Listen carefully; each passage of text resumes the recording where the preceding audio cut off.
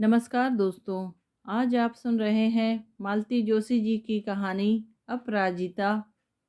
Mummy, वह तुम्हारी फाकालाजी expert चली आ रही हैं। खिड़की में खड़ी हुई बेबी ने सूचना दी। यद्यपि उसकी मेरी और पीठ थी, फिर भी मेरी कल्पना ने उसके चेहरे पर बिखरी शरारत भरी हंसी देख ली थी। अपना यह गौरव धंधा जल्दी से समेट लो, नहीं तो वे आते ही कुछ कमेंट्स कर देंगी, बेबी ने कहा। वैसे उसके कहने की ज़रूरत नहीं थी। अंजू के आने की सूचना पाकर मैं खुद ही अपनी बुनाई का फैलाव समेटने लगी थी। 3-4 पुराने स्वेटर खोलकर मैं एक रंग बिरंगा कार्डिगन बुन रही थी। निश्चित था कि आलोचना होगी, और ज़रूर होगी। और मेरा मन कुछ ऐसा था कि जरा सी आलोचना से ही टूट जाता था। तू उसे ड्राइंग रूम में ही बिठाना, मैं यह सब रखकर अभी आई, मैंने कहा। बेबी ने सहमति में सिर हिला दिया, पर साथ ही साड़ी बदलने की सूचना भी दे दी। अंजू की लगदग करती वेशभूषा के सामने मेरी घरेलू साड़ियाँ इतनी हास्यास्पद हो उठती थी। इसी से बेबी की यह सूचना मैंने स्वीकार कर ली। यह अंजू भी कैसी है? साड़ी बदलते हुए मैंने सोचा। बचपन की सारी आदतें उसमें ज्यों की त्यों हैं। जब छोटी थी तब भी नुक्ताचीनी करने का कोई मौका हाथ से नहीं जाने देती थी। और पम्मी, मेरी छोटी बहन, रोनी रोनी हो जाती थी। पम्मी घर में सबसे सुंदर भी थी और छोटी भी। हम लोग तरह तरह से उसे सजाकर स्कूल भेजते, पर अंजू का एक ही फिक्रा उसकी सारी सज्जा पर पानी फेर देता था। पम्मी की ही हम उम्र अंजू पड़ोस के ही घर में रहती थी। पिता तहसील में किसी पद पर थे। घर में 7-8 बच्चों का फैलाव था। आमदनी और खर्च का मेल बिठाने की कोशिश में पिता अक्सर घर से बाहर ही रहते।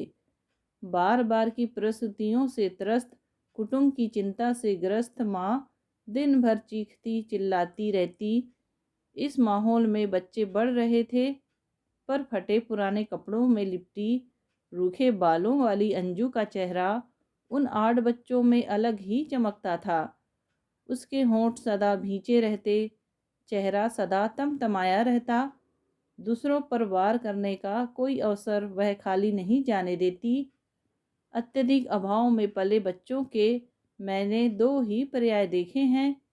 या तो वे अत्यंत दयनीय बने हुए नम्रता की पराकाष्ठा बने रहते हैं, या फिर अंजू की तरह सम्मान के छोटे से कण के लिए भी हास्यास्पद ढंग से लड़ते रहते हैं। अंजू अपनी इसी विशेषता के कारण मेरी स्मृति से ओझल नहीं हो पाई थी, और इतने वर्षों के बाद भी मैं उसे पहचान गई थी। उम्र ने, शिक्षा तथा फैशन ने उसे संवार दिया था, पर संसार की ओर सदा तुच्छता से, तिरस्कार से देखने वाली वे आंखें ज्यों की त्यों क्रांतिकारी थी। न्यू मार्केट में हुई उस भेंट के बाद वह कई बार घर पर आई है, और हर बार अपनी गर्वोक्तियों के कारण बच्चों के लिए मजाक का साधन बन गई है। बाहर आने को थी कि बेबी ने दरवाजे पर ही रोककर फुसफुसाकर कहा, एकदम न्यू ब्रांड साड़ी पहनकर आई है। तुम्हें कसम है जो जरा भी तारीफ की। उसके गालों पर एक हल्की सी चपत जड़कर मैं बाहर आई। अंजू सचमुच किसी फैशन मॉडल की तरह कोच पर सजी धजी बैठी थी। उसकी नमस्ते का उत्तर देते हुए मैंने कहा, कहो अंजू, कैसी हो? आज फुर्सत कैसे मिल गई तुम्हें? क्या छुट्टी ली है? जी हाँ दीदी, आज मैंने ऑफ ले लिया है। वैसे बॉस तो कह रहे थे कि क्यों सीएल खराब करती हो, 2 घंटे बैठकर चली जाना, पर मुझे इस तरह ओबलाइज होना अच्छा नहीं लगता। आते आते ही बातें शुरू हो गई। हाँ, सो तो ठीक है। इस तरह शुरू करके मैंने कुछ कहना चाहा, पर उसकी बात अभी पूरी नहीं हुई थी। दरअसल दीदी, बात यह है, बॉस मुझे जरा भी स्पेयर नहीं कर सकते। दफ्तर में और भी लोग हैं, पर वे किसी के साथ एडजस्ट ही नहीं हो पाते। इसीलिए मेरे ट्रांसफ़र की बात सुनते ही चीफ ऑफिस तक दौड़ जाते हैं। मेरा बस चले तो इस शहर में एक दिन ना रहूं, पर क्या करूं, उनका मन रखना पड़ता है। यह बॉस पुराण शायद अभी और चलता, पर बेबी बीच में कूद पड़ी। कहाँ तो मुझे कसम दिला रही थी, कहाँ खुद ही बोल उठी। हाय आंटी, आज साड़ी क्या गजब की पहन कर आई हैं। कहाँ से ली, कितने की है? खूब कॉस्टली होगी ना? ऐसी ज़्यादा कॉस्टली तो नहीं है, अंजू ने मुंह बनाकर कहा। मुझे सिर्फ 80 में पड़ी है। मिस नायर मैसूर गई थी, उन्हीं से मंगाई है। यहाँ से तो मैं कभी खरीदती ही नहीं। आंटी, आपकी तो मौज है। आपकी फ्रेंड्स कभी मैसूर, कभी कश्मीर, कभी कलकत्ता जाती रहती हैं और आप चुपके चुपके साड़ियाँ मंगाती रहती हैं। पर यह साड़ी आपको हजम नहीं होने दूंगी, कह देती हूँ। बेबी ने लाड़ भरी जिद की। तो ले लो ना, मना कौन करता है, अंजू ने अत्यंत कृपावंत होकर कहा। वैसे भी मुझे इसका टेक्सचर कुछ खास नहीं जच रहा। पर इतने पर ही चुप कर जाए वह बेबी कैसी, नाटकीय मुद्रा में बोली। पता नहीं मुझ पर यह रंग सूट करेगा भी या नहीं, आप पर तो इतना खिल रहा है।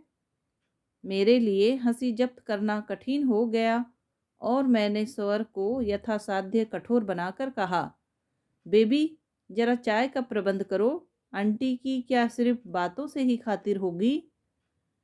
बड़े बेमन से बेबी ने रसोई का रुख किया। बेचारी बेबी सोचती है अंजू मुझ पर रोब डालना चाहती है, इसीलिए उससे नाराज है। उसे क्या मालूम, अपनी संपन्नता का नाटक कर अंजू मेरे दिल से दरिद्र बचपन की याद पोंछ डालना चाहती है। उसका यह प्रयत्न इतना दयनीय होता था कि गुस्से के बजाय मुझे दया ही हो आती थी।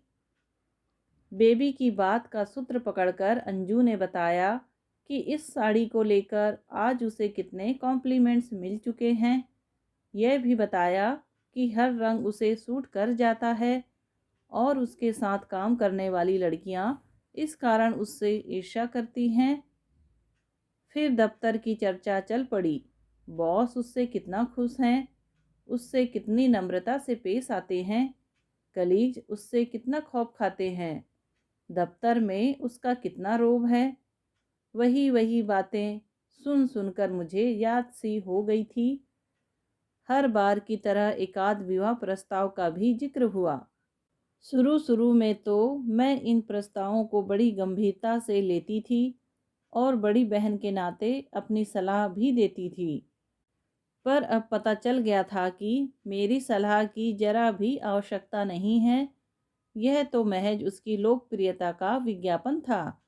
वह शायद बतलाना चाहती थी कि उसके चाहने वालों की कमी नहीं है, उसके निर्णय की प्रतीक्षा भर शेष है। इसी बीच चाय आ गई। कप में चाय डालते हुए बेबी ने कहा, आंटी ये मठरी चखिए, मैंने बनाई है। अरे, तुम यह सब बना लेती हो? अंजू ने आश्चर्य में भरकर कहा। आप विश्वास नहीं करेंगी दीदी, मुझे चाय तक ढंग से बनानी नहीं आती। इसीलिए मैं पेइंग गेस्ट की तरह रहती हूँ। पहली तारीख को पैसे फेंके और सब झंझटों से छुट्टी। अंजू की इस बात पर मेरी कल्पना में उसके बचपन का घर तैर गया। नवजात शिशु को बगल में लिए माँ बिस्तर पर लेटी रहती और उनके निर्देशन में छोटी बड़ी सब बहनें रसोई में जुटी रहती। कच्ची पक्की रसोई बनाकर जब वे निपटती तो स्कूल का समय कभी का बीत चुका होता। महीने में 20 दिन प्राय ऐसे ही निकल जाते। चाय खत्म होते होते बेबी को याद आया, आंटी मौसी ने फ़ोटो भेजी है, देखेंगी? बेबी के हाथ से फ़ोटो लेकर अंजू देर तक फ़ोटो देखती रही। बचपन में पम्मी का मजाक बनाने वाली अंजू से इस समय भी मैं कुछ सुनने की प्रतीक्षा में थी, पर वह कुछ नहीं बोली। फ़ोटो सचमुच सुंदर थी। दोनों बच्चे फूल की तरह कार के बोनट पर बैठे थे। उनके पीछे कंधे से कंधा लगाए डॉक्टर साहब और पम्मी थे। पम्मी पहले से भी अधिक सुंदर लग रही थी। डॉक्टर साहब के कंधे पर कुछ इस अंदाज से झुकी हुई थी कि सारा चित्र उसके मधुर समर्पण का प्रतीक बन गया था। फोटो के साथ जो पत्र आया है उसे सुनोगी? मैंने कहा और उसकी सम्मति की प्रतीक्षा किए बिना वह अंश पढ़ने लगी जो पम्मी ने अंजू के लिए लिखा था। दीदी, यह जानकर बड़ी खुशी हुई कि तुम्हारी वहाँ अंजू से मुलाकात हुई है। बचपन की कितनी ही यादें मन में तैर गई। उसे मिले एक अरसा हो गया। कैसी लगती है अब? कुछ मोटी हुई या वैसी ही है, सूखे बांस की तरह? उससे कहो मुझे पत्र लिखे और अपनी एक तस्वीर भी भेजे। अकेली की नहीं, पूरी बटालियन के साथ। दीदी, उसके मियाँ से पूछना कि खाना वाना बनाकर भी देती है या दिन भर लड़ती ही रहती है। पत्र पढ़ते पढ़ते मैंने देखा अंजू का चेहरा सफ़ेद पड़ गया था। फोटो उसके हाथ में कांप रहा था। उसकी मुद्रा किसी हारे हुए सैनिक की तरह दयनीय हो उठी थी। 29 वर्ष की अनब्याही उम्र व्यथा बनकर उसके सारे व्यक्तित्व पर छा गई थी। उसका यह रूप मुझे भीतर तक मथ गया। ममता से भरकर मैंने कहा, माफ़ करना अंजू, मैं उसे यह लिखना भूल गई थी कि तुमने अभी तक शादी नहीं की। लेकिन सच तो यह है, तुम्हें अब शादी कर लेनी चाहिए। पम्मी को देखो, 2 बच्चों की माँ बन गई है। तुम भी झटपट कोई निर्णय ले डालो। हर काम समय पर ही अच्छा लगता है। चाची भी चिंता से मुक्त हो जाएंगी। आप क्या सोचती हैं दीदी? मेरी अम्मा शादी की चिंता में घुली जा रही हैं। नहीं दीदी, हमारे माँ बाप बड़े परमहंस प्रकृति के हैं। उन्होंने सिर्फ हम लोगों को जन्म देने भर की चिंता की थी। शेष भार परम पिता परमेश्वर को सौंप दिया है। छी अंजू, ऐसा नहीं कहते। मैंने बेबी की उपस्थिति से संकुचित होते हुए कहा। जाने दीजिए, आपको ऐसी बात सुनने तक में अच्छी नहीं लगती, जबकि हमने इसे जिया है। आपकी कल्पना में माँ बाप त्याग और तपस्या के प्रतीक हैं। हमारे लिए माँ बाप केवल अभावों के आश्रयदाता हैं। जानती हैं दीदी, जिस उम्र में बच्चे ठीक से बोलना भी नहीं जानते, उस उम्र में हमने इच्छाओं को मारना सीख लिया था। बड़ा कठिन दुख है दीदी, सिर्फ सहकर ही जाना जा सकता है। कहते कहते अंजू हंस पड़ी, ऐसी हंसी जो रोने से भी अधिक करुण थी। लेकिन अंजू, बीती बातों पर सोचने से क्या फ़ायदा है? मैंने समझाते हुए कहा। अब तो तुम स्वतंत्र हो, अपने पैरों पर खड़ी हो। तुमसे विवाह करने के इच्छुक व्यक्तियों की भी कमी नहीं।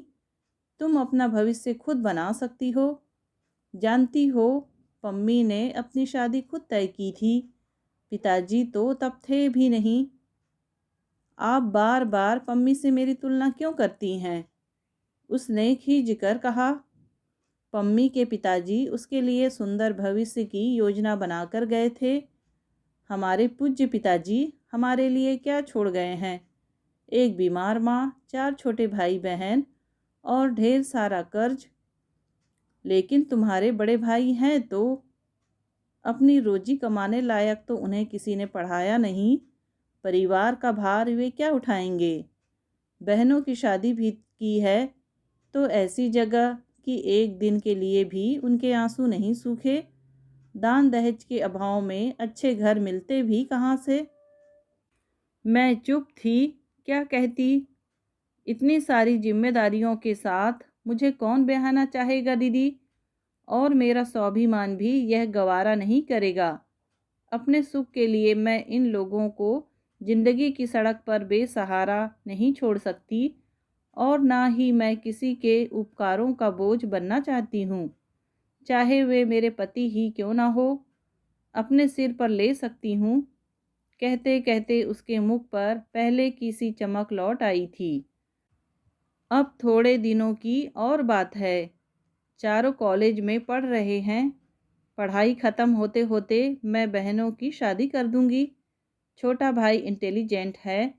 डॉक्टर बनने का मेरा सपना वह पूरा कर रहा है। इन सब से निपटने के बाद समय रहा तो अपने बारे में सोचूंगी। जन्मदाताओं की भूलों का मैं अकेली ही प्रायश्चित कर लूंगी। कम से कम 4 मासूम जिंदगियां तो उस अभिशाप से बच जाएंगी। बोलते बोलते शर्म से, उत्तेजना से उसका चेहरा तमतमा आया था। अब उस पर मुझे हंसी नहीं आ रही थी। उसका यह रूप मेरे लिए नया था। संसार को तुच्छ समझने वाली, हमेशा अपने पर गर्व करने वाली अंजू के लिए मन में श्रद्धा जाग रही थी। लग रहा था यह उसका अधिकार है, क्योंकि उसने विषम परिस्थितियों के बीच से अपना रास्ता खुद बनाया है। अपने साथ 4 व्यक्तियों का निर्माण किया। उसने दया की भीख को ठुकराकर हमेशा अपने कर्तृत्व का सहारा लिया है। सचमुच आज भी वह अपराजिता है।